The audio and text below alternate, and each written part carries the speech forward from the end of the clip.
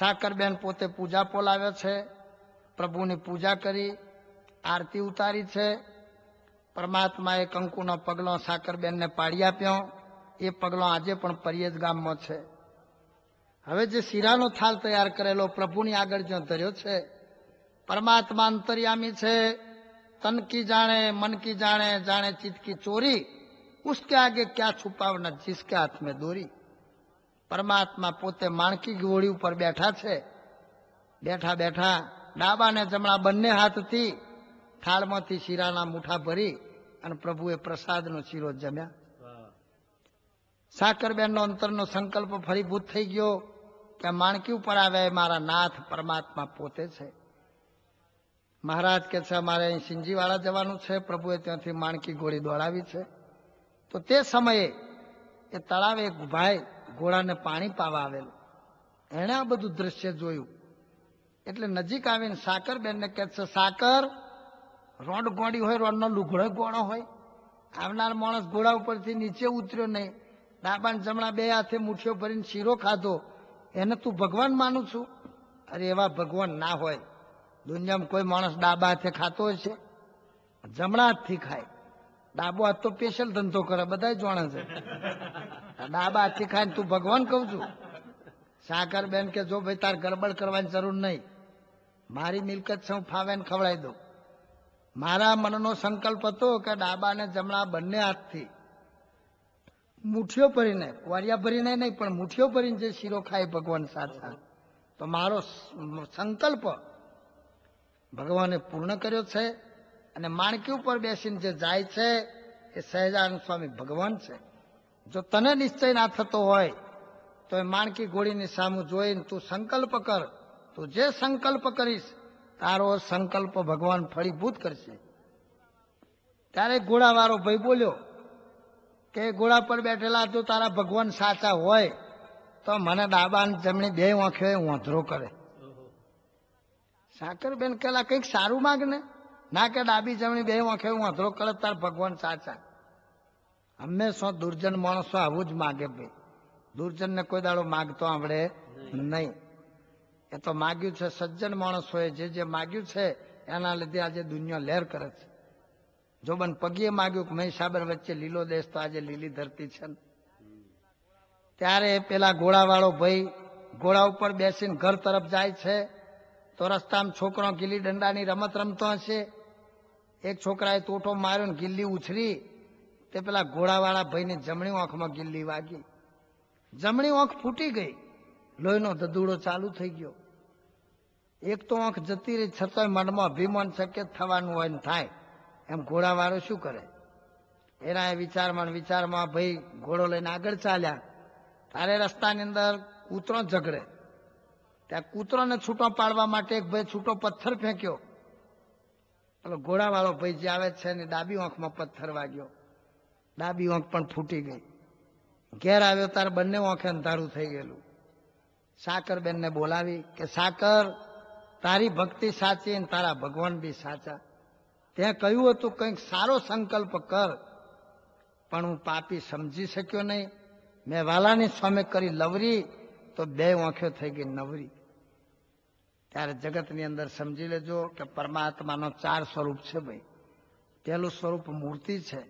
કોઈ પણ મંદિરની અંદર મૂર્તિ હોય એના પ્રત્યે જેટલો તમને ભાવ વધશે એટલો પરમાત્મા તમને ચમત્કાર બતાવશે. અહીં જેતલપુરની અંદર રેવતી બળદેવજીની મૂર્તિ છે. તો ટેન્ટ ગામના સરપંચ છે આગેવાન કોઠારી કલ્યાણજીભાઈ, એમને 7 દીકરી હતી, કોઈ સંતાન નહીં. એક સંતનો સમાગમ થયો. સંત કહે છે દર પૂનમના દિવસે તમે જેતલપુર આવી બળદેવજી મહારાજનું દર્શન કરજો. એ ભાઈ દર પૂનમના દિવસે બળદેવજીનો દર્શન કરે. તો ડોક્ટરોએ ના પાડી હતી કે તમારા ભાઈ કોઈ સંતાન નહીં થાય. પણ 7 દીકરી પછી પરમાત્માએ દીકરો આપ્યો છે. આજે લગભગ 12 વર્ષનો એ દીકરો થયો. અહીં અમદાવાદની અંદર ભગવાન સ્વામિનારાયણ નારાયણ દેવની મૂર્તિ પધરાઈ છે. તો જમિયતપુરાના એક સતીશભાઈ, એમના દીકરા કલ્પેશભાઈનો લગ્ન કરેલો. લગ્ન પછી 2 ડિલિવરી વખતે ડોક્ટરોએ સિઝરિંગ કરીને બાળક ઉપાડ્યું તો બંને વખત બાળક મરેલો આવ્યો. ડોક્ટરોએ કહ્યું કે ત્રીજું બાળક નહીં થાય. ત્યારે પેલા ભાઈને કોઈએ કહ્યું કે તમે આ નરનારાયણ દેવમાં વિશ્વાસ રાખો. અને દર પૂનમે નરનારાયણનો દર્શન કરજો. નરનારાયણ દેવને આ કેસ સોંપી દીધો. તો ત્રીજી વખતે પત્નીને સારી રીતે ડિલિવરી થઈ અને જોડકે 2 બાળકો આપ્યા. આજે બી એ 2 બાળકો જમિયતપુરાની અંદર છે.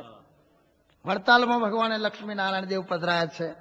મધ્ય મંદિર નિરે મોહી રૂડા લક્ષ્મી નારાયણ બિરાજે.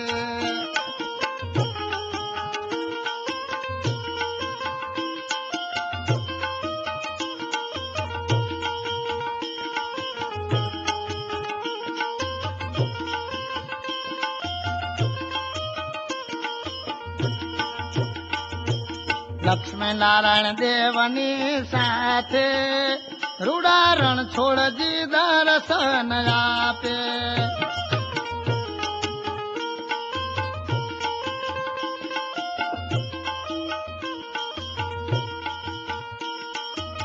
શ્રીજી મહારાજ પોતે પધરાવ્યા જન કલ્યાણ ને કાજે.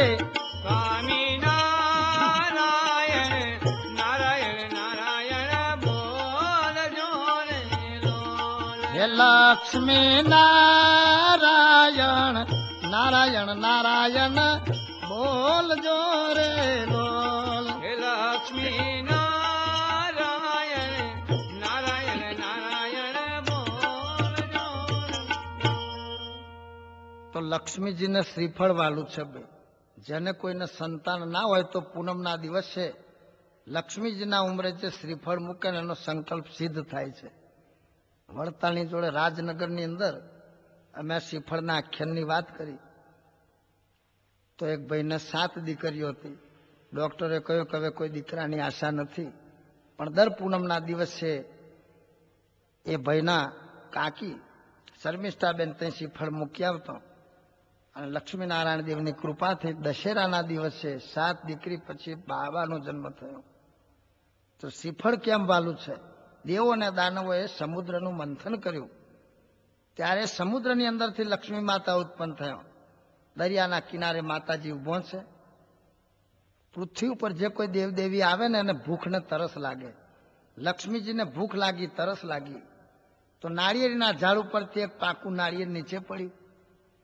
એ નાળિયેરનું કોપરું ખાવાથી લક્ષ્મી માતાની ભૂખ મટી ગઈ. નાળિયેરનું જળ પીધું એટલે તરસ મટી. લક્ષ્મીજી આ ફળની ઉપર બહુ રાજી થઈ ગયો કે એ ફળ તે મટાડી ભૂખ ને તરસ, તું છે ઘણું સરસ. શ્રીને વાલું ફળ માટે આજથી તારું નામ શ્રીફળ. અને જ્યાં મારું વરદાન છે કે જગતના લોકોને જ્યારે પણ કોઈ શુભ કાર્ય કરવું હશે ત્યારે તારો ઉપયોગ કરશે અને તારો ઉપયોગ કરશે એના સકળ મનોરથ ફળશે. માતાજીએ વરદાન આપ્યું એટલે તમે જુઓ ત્યારે કોઈ બી જગ્યાએ યજ્ઞ થતો હોય તો પૂર્ણાહુતિમાં શ્રીફળ હોમાય છે. કઈ જોમફળ હોમાતું જોયું? ત્યાં કોઈ કાકા કાકીનું મરણ થાય તેની પાલખીએ તમે જોજો શ્રીફળ ટીંગાળે છે. કઈ કેરોની લૂમો લટકાયેલી જોઈ? પપ્પા લટકાવે છે કોઈ? કોઈ છોકરો પરણમાં જાય તો વરરાજા હાથમાં શું પકડે? શ્રીફળ ને કટાર, પેન ટટાર. એ વરરાજા. કોઈ વરરાજા ટોમેટું લઈને ઉગલે છે કે ભગવાન ટોમેટા છે ભગવાન છે? સૌ શ્રીફળ લઈને જ પરણવા જાય છે. કોઈ બેનને ખોળો ભરવાનો હોય ત્યારે બી જોજો બ્રાહ્મણ વિધિ કરવા આવે તો ખોળાની અંદર ઘડો મૂકે, ઘડાની ઉપર શ્રીફળ મૂકે છે. કોઈ જગ્યાએ તરબૂચ મૂકેલું જોયું કે જાઓ બેન તરબૂચની સિઝન છે, એ ભગવાન તમને તરબૂચ જેવો છોકરો હાલે, ખાઈ પીને લેર કરજો. કોઈ મોનતા રાખે ઘે ખોડિયાર માતા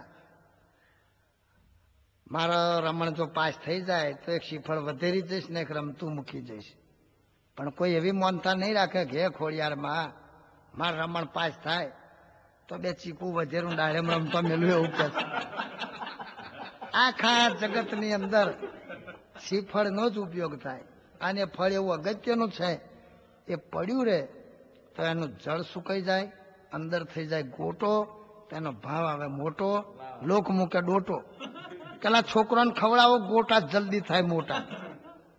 એટલે જગતની અંદર દરેક શુભ કાર્યમાં શ્રીફળ વપરાય છે અને જે શ્રીફળનો ઉપયોગ કરે છે